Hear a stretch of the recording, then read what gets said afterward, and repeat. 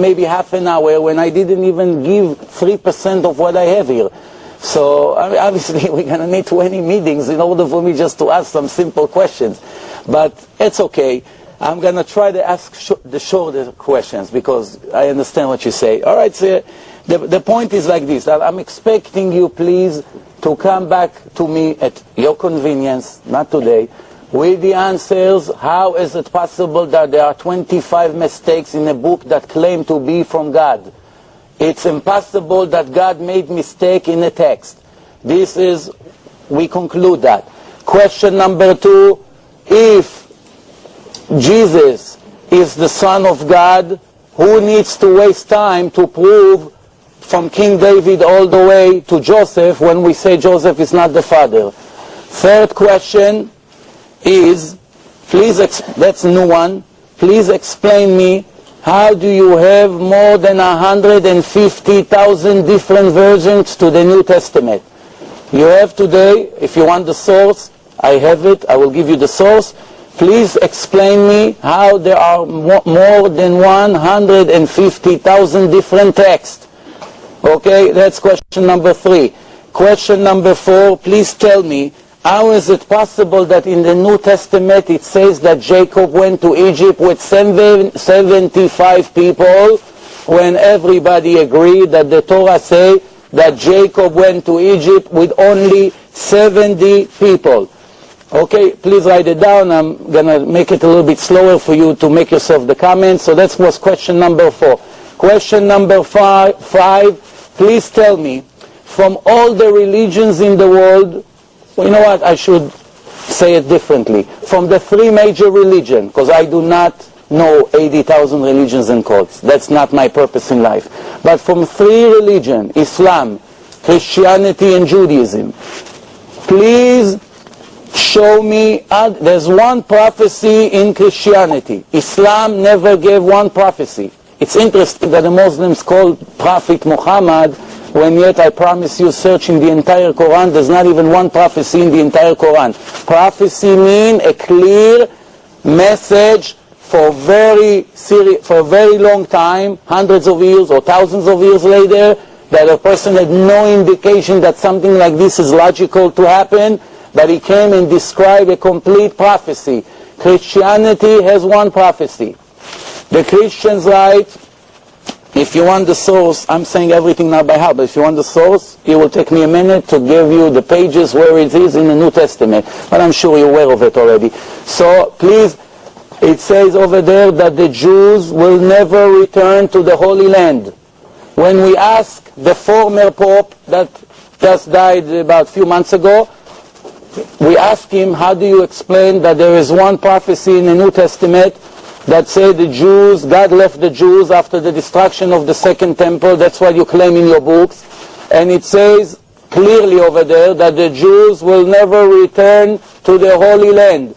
Every blind person knows today that there are approximately 6-7 million Jews living in Israel, more or less. There are many Jews. We are not talking about the state of Israel. We are not in politics. There's nothing to do with the state of Israel. They say Jews will not return to the Holy Land. So the Jews return to the Holy Land. Question number, 7? Question number 7 is, please tell me, the prophecies throughout the Bible, there are many, many prophecies that speaks on time of Messiah. All of them, with no exception, describe that in the time of Messiah, the Jews will have great life. The enemies would leave them alone. There will be no war. The Jews will not suffer from anyone. Nobody ever suffered. The Jews never suffer more than the time that Jesus lived, in the time of the Romans. In his lifetime, millions of Jews were dead. Millions. Up to that time, so many millions of people died from the time of Babylon, 600 years before him, from the time of Nebuchadnezzar, and his time when the Romans came to Israel and slaughtered the Jews daily, every day, and destroyed the Holy Temple. There was one of the worst time in Jewish history.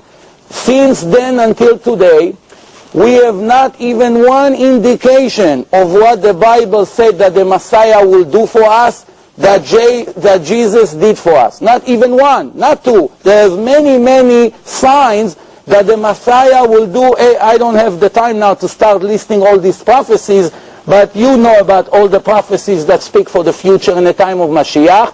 I gave you 3 or 4. I can give you more if you insist. But none of those indications occurred in his time. Now, the Messiah is supposed to save the Jews from all the nations. And all the nations will come to Jerusalem to learn from the Jews' Torah.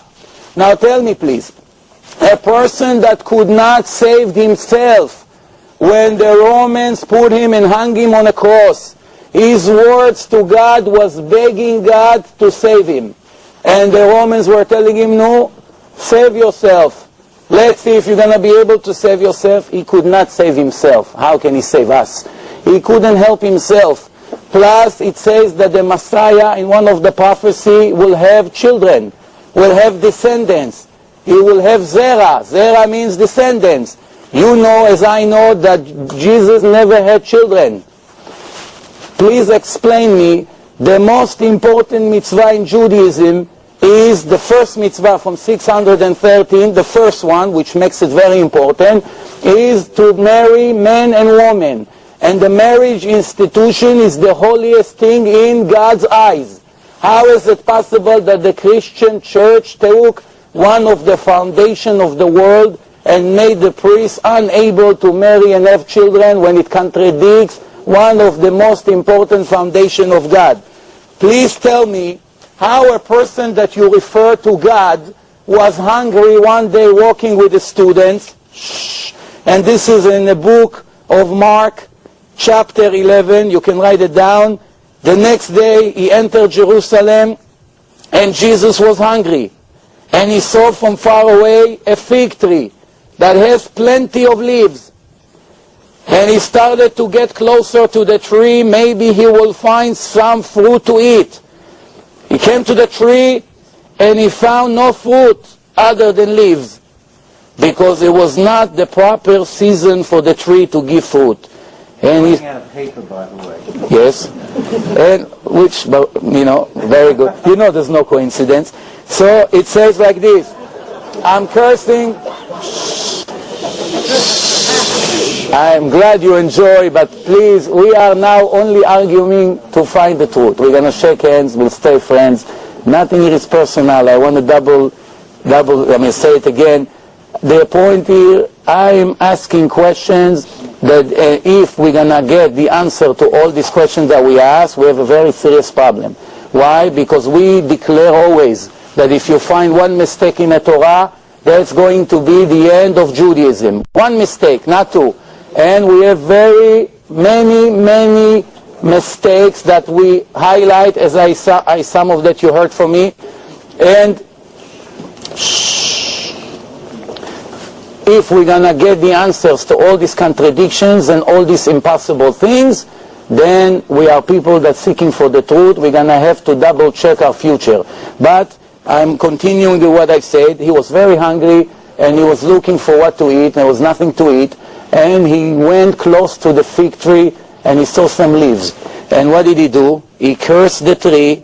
Correct me if I'm wrong. He cursed the tree and says, nobody will ever eat fruit from you. Question number 1 regarding to this.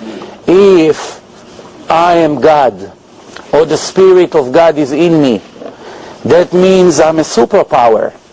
That means I'm supposed to save the world. That means when I look at the tree, one time a student asked him, can you tell us how many leaves on the tree? And he said, let me get closer and count. If I am God, I need to go to the tree and start counting how many leaves. Oy va'avoy if we have such God, that we have to count how many leaves. How can we even waste a second with this kind of God? And I'm not saying it as a joke, don't get me wrong. This is a solid point, please answer. And the most important thing, what is the crime of the tree? That God made a rule in nature that the tree has only a few months in Israel, as you know he lived in Israel, that he can give fruit. And that was not the time of the fruit. Why the tree has to be cursed that he'll never give fruit? Please. And why would God be interested to curse something that he made? Plus, the next question, tell me please, Jesus said in the New Testament in Matthew 24, if a person come and make magics to you and give you signs that he is the Messiah, do not believe him. This is his words. Because there are many falsified messiahs and false prophets, and can make magic and fool the crowd. And yet, in another place in the book of Luke, chapter 7, and in John, chapter 4, his student came to him and say, how can you prove to us that we should believe in you? He say, because I'm able to do magics. You just said yourself, don't believe in people that are able to walk on water or to feed people with a loaf of bread, many people. Why? It's magics. The Egyptians used to do it, as you read in the Torah. Moses throws his cane, becomes a snake. Comes the impure Egyptians, one of the worst nations in history, the ancient Egyptians. Each one of the kids threw his cane, he became a snake. Does that mean they're God? The Torah just told you, if they are able to make magics, they are nothing, because this is the power that God put in nature, that the impure people are able to do magic. Is that an indication that he's the Messiah? For sure not. Plus, he himself admitted, don't believe people who make magics. And they ask him, how do we know you're the Messiah? Because I'm making magic. Is God making such mistakes? Such contradiction? I'm sure that is not. The next question is, could you email me these questions? I am. No, you don't need it. You're going to have a recording. We're going to give you a recording. I have to be able to answer these questions. You want a good answer, right? Whatever you can, whatever you can answer right now, you have the time to do it. Whatever you cannot answer right now, you won't cut me off. Give us one answer. No, wait. I didn't finish. Believe me, I got to put some of the... Oops, I'm sorry. Okay, the next question. I got to bring these questions out because I don't have a problem sitting here and listening to your answer. Don't get me wrong. I have the time. And even if the crowd will leave, I'm going to still stay here to listen because I am seeking for the truth. But I told you, this is all short questions, as you see, not like the first ones. First one were very long, but I learned my lesson. No, you don't know how long the answer's going to be. You have to do a big exposition. No, I tell you what, I'm afraid of another 20-minute speech about what, and the night is over. How about my fears? How about my fears of the endless question? You're giving me under the belt now.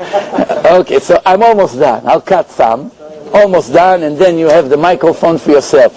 The next question that I got for you is, the Torah, as you admit, is the Word of God, say you should love your friend like you love yourself.